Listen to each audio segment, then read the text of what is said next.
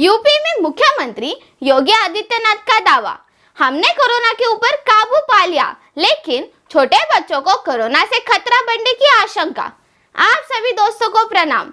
मैं Aishwarya Birajdar, news Hindi live TV सच का सामना के माध्यम से मैं आपसे बात कर रही हूँ। मेरे news Hindi live TV channel को लाइक, शेयर और सब्सक्राइब कर दीजिए ताकि हमें और नए नए वीडियो बनाने के लिए प्रेरणा मिल सके। आप सबका यही प्यार हमारे चैनल की ताकत है। दोस्तों, मैं आज हमारे देश का सबसे बड़ा राज्य उत्तर प्रदेश के बारे में जानकारी देने वाली हूँ।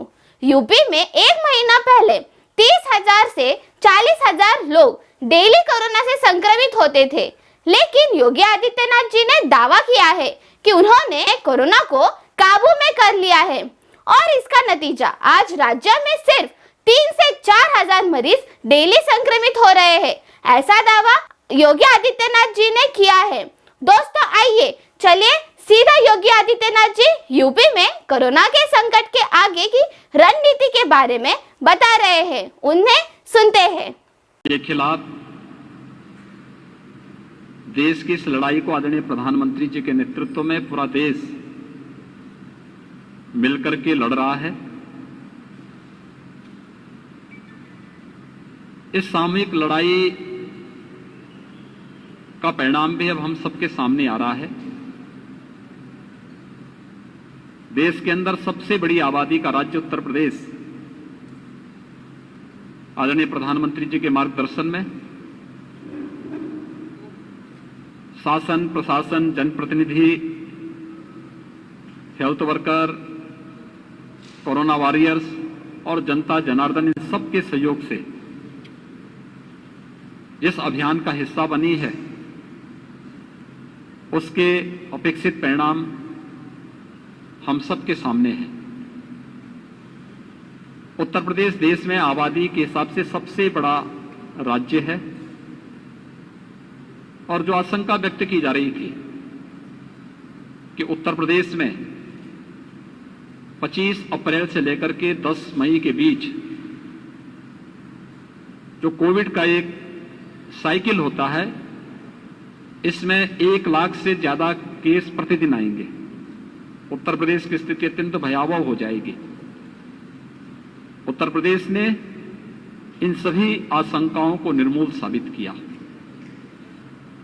हमने टेस्ट ऑन ट्रीट के इस मंत्र को अंगीकार करते हुए अर्ली एंड एग्रेसिव कैंपेन पूरे प्रदेश के अंदर चलाया। आज उसका परिणाम है कि प्रदेश में 24 अप्रैल को, यानी आज से ठीक 1 महीने पहले, प्रदेश में 38,055 केस आए थे और आज उत्तर प्रदेश में 3,900 पॉजिटिव केस आए हैं। यानी हम लोगों ने पिछले 1 महीने के दौरान प्रदेश के अंदर जो अभियान चलाया, उसका परिणाम हमारे सामने है। जबकि टेस्ट की क्षमता पहले से दुगनी हुई है। 24 अप्रैल के आसपास हमारी जो टेस्ट क्षमता थी वह 2 लाख से 2.25 लाख थी। आज प्रदेश के अंदर टेस्ट की क्षमता, आज हमने जो टेस्ट किए 3,26,000 टेस्ट किए हैं। ऐसे ही प्रदेश के बारे में, एक्टिव केस के बारे में कहा जाता था कि प्रदेश में एक्टिव केस की संख्या बढ़कर के कई लाख पहुंच जाएगी, लेकिन उत्तर प्रदेश में सबसे अधिक एक्टिव केस 30 अप्रैल को थे, 3,10,000, और आज एक्टिव केस प्रदेश में घट करके केवल 76,000 रह गए। यानी हमारा जो अभियान है वो सफलतापूर्वक आगे चल रहा है। कोरोना का पहला केस जब 2020 में आया था, तब प्रदेश में टेस्टिंग क्षमता नहीं थी। हमने जो सैंपल दिए थे उस समय वह एनआईवी पुणे भेजे थे। हमारे पास उपचार की सुविधा नहीं थी। हमने पेशेंट को सफदरजंग हॉस्पिटल दिल्ली भेजा था। आज हमारे पास 3,26,000 टेस्ट आज हम लोगों ने किए हैं। आज प्रदेश में 80,000 आइसोलेशन और आईसीयू के बेड्स मौजूद हैं। प्रदेश ने अब तक 4,67,00,000 से अधिक टेस्ट किए हैं। प्रदेश के अंदर सेकेंड वेव में मैक्सिमम जो पॉजिटिविटी थी वह लगभग 17% तक पहुंची थी, आज वह 2 के आसपास आ गई है। रिकवरी हमारी 94% से अधिक है। यह लगातार उसमें वृद्धि हुई है। और यही नहीं, सेकेंड वेव पर प्रभावी नियंत्रण करने के साथ ही हम लोगों ने पोस्ट कोविड पेशेंट थे उनके लिए भी सुविधा देनी प्रारंभ की। हर हॉस्पिटल में पोस्ट कोविड वार्ड के निर्माण की कार्रवाई, उनके मुफ्त में उपचार की व्यवस्था, ये सभी कार्रवाई प्रदेश के अंदर सफलतापूर्वक चल रही है। थर्ड वेव की आसन्न संकट को भी ध्यान में रखकर के हमारी तैयारी अभी से प्रारंभ हुई है। अभी से पीडियाट्रिक आईसीयू के निर्माण की कार्रवाई, एनआईसीयू के निर्माण की कार्रवाई हर मेडिकल कॉलेज में, हर डिस्ट्रिक्ट हॉस्पिटल में हम लोगों ने अभी से प्रारंभ कर दी है। कोविड प्रबंधन और भविष्य की अन्य आसन्न चुनौती का सामना करने के लिए आज मैंने आजमगढ़ मंडल की समीक्षा बैठक यहां पर ली है। यहां पे तीनों जनपद के, मंडल के तीनों जनपदों के जिला प्रशासन ने, हेल्थ वर्कर ने, कोरोना वॉरियर्स ने, जागरूक जनप्रतिनिधियों ने पूरी ताकत के साथ इस समस्या का समाधान किया। और आज अगर हम इस जनपद और मंडल की बात देखें तो जहां पे पॉजिटिविटी रेट एक बार 14-15 के आसपास पहुंच गया था, आज घटकर के 1 से नीचे आ चुका है। रिकवरी 94% से अधिक है। सेकेंड वेव में हमारे सामने संकट आया था ऑक्सीजन प्लांट, ऑक्सीजन की। आज हर जनपद को उत्तर प्रदेश के अंदर ऑक्सीजन में आत्मनिर्भर बनाने की दिशा में ऑक्सीजन प्लांट स्थापित किए जा रहे हैं। हम प्रदेश के अंदर 377 से अधिक ऑक्सीजन प्लांट स्थापित करने जा रहे हैं। और इस जनपद में भी और इस कमिश्नरी में भी 15 नए ऑक्सीजन प्लांट हमने प्रस्तावित किए हैं, जो मेडिकल कॉलेज में, डिस्ट्रिक्ट हॉस्पिटल्स में, सीएससीज में, जिन्हें स्थापित करने का कार्य यहां पर किया जाएगा। निगरानी समितियों ने इस सेकेंड वेव को रोकने में बहुत बड़ी भूमिका का निर्वहन किया। निगरानी समिति गांव-गांव में जाके स्क्रीनिंग करने का काम कर रही है। मेडिसिन किट का, हर लक्षण युक्त व्यक्ति को मेडिसिन किट उपलब्ध करवा रही है। हर लक्षण युक्त व्यक्ति का आरआरटी की टीम जाकर के अगले 24 घंटे के अंदर टेस्ट कर सके, इस कार्य को संपन्न कर रही है।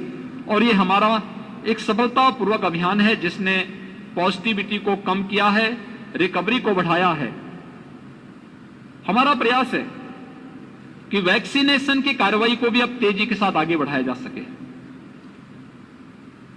केंद्र सरकार 45 वर्ष से ऊपर के प्रत्येक व्यक्ति को निःशुल्क वैक्सीन उपलब्ध करा रही है।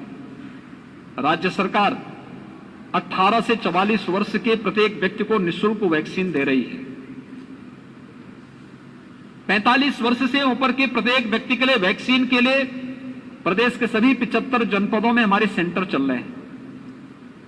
लेकिन 18 से 44 के बीच में वैक्सीनेशन के इस कार्यक्रम को अभी हमने 23 जनपदों में चलाया और 1 जून से सभी 75 जनपदों में हम इसको चलाने वाले हैं।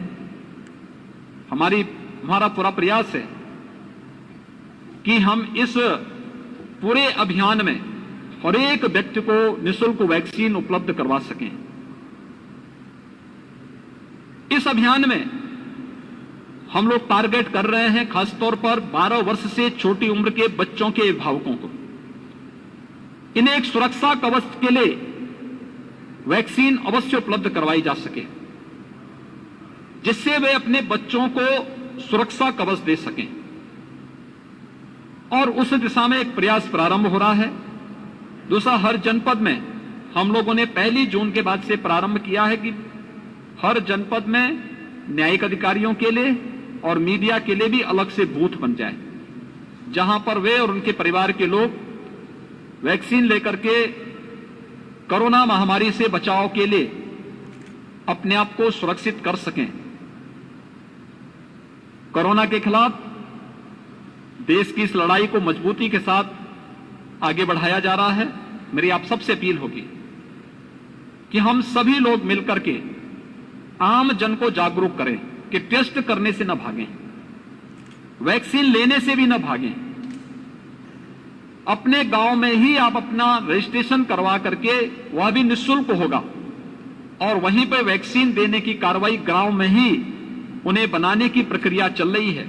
अगर सभी लोग वैक्सीन के दोनों डोज ले लेती हैं तो कोरोना महामारी से एक सुरक्षा कवच उन्हें प्राप्त हो जाता है। हम लोगों को इसके लिए प्रेरित कर सकें। कोरोना महामारी के खिलाफ जो सबसे बड़ा हमारा हथियार है वह मास्क है और 2 गज की दूरी है। हमें प्रत्येक व्यक्ति को कहना चाहिए, व्यापक पैमाने पर जागरूकता पैदा करनी होगी कि हाई रिस्क कैटेगरी से जुड़े हुए लोग बाहर न निकलें, वे लोग घर के अंदर रहें जिनमें 60 साल से ऊपर के लोग, 10 वर्ष से नीचे के बच्चे, गर्भवती महिलाएं, कमजोर इम्यूनिटी से जुड़े हुए लोग, बीमारी से ग्रसित कोई भी व्यक्ति घर के अंदर रहें, घर में भी मास्क पहने। दोस्तों, अभी आपने योगी आदित्यनाथ जी ने कोरोना के बारे में जो कहा है और उन्होंने जो दावा किया है वो सच साबित हो, यही हम उनसे उम्मीद करते हैं। लेकिन अभी भी हमारे देश के हालात बहुत नाजुक बन चुके हैं। 2 से 3 लाख के बीच कोरोना से संक्रमित लोग हर दिन मिल रहे हैं और डेली 4000 के ऊपर लोगों की जान जा रही है। यही हमारे देश की आज की सच्चाई है। लेकिन हम उम्मीद करते हैं इस देश से जल्द कोरोना का खात्मा हो जाए और फिर एक बार हमारे देश में खुशहाली का माहौल बने। यही प्रार्थना हम भगवान से करते हैं। दोस्तों, आप सभी को न्यूज हिंदी लाइव टीवी परिवार की तरफ से मैं आपसे गुजारिश करती हूँ, कोरोना संकट से बचने के लिए सभी ने अपना और अपने परिवार का ख्याल रखना चाहिए, जैसे कि मुंह पे मास्क लगाना, हाथों को बार बार धोना, एक दूसरे से सुरक्षित अंतर रखना। इन नियमों का पालन आप सभी को करना चाहिए। आप सभी नियमों का पालन करेंगे, यही आपसे उम्मीद करती हूँ।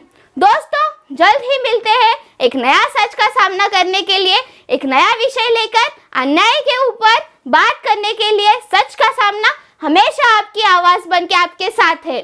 दोस्तों, आपको ये वीडियो पसंद आया हो तो news Hindi live TV channel को लाइक, शेयर और सब्सक्राइब कर दीजिए, ताकि हमें और नए वीडियो बनाने के लिए प्रेरणा मिल सके। आप सबका यही प्यार हमारे चैनल की ताकत है। प्लीज ये वीडियो आप अपने दोस्तों और रिश्तेदारों में शेयर कीजिए और पिछला वीडियो देखने के लिए ऊपर आई बटन पर क्लिक कीजिए। शुक्रिया दोस्तों। हम जल्द ही आपके लिए www.newshindilivetv.com ये वेबसाइट और news Hindi live TV mobile app शुरू कर रहे हैं। धन्यवाद। जय हिंद, जय महाराष्ट्र।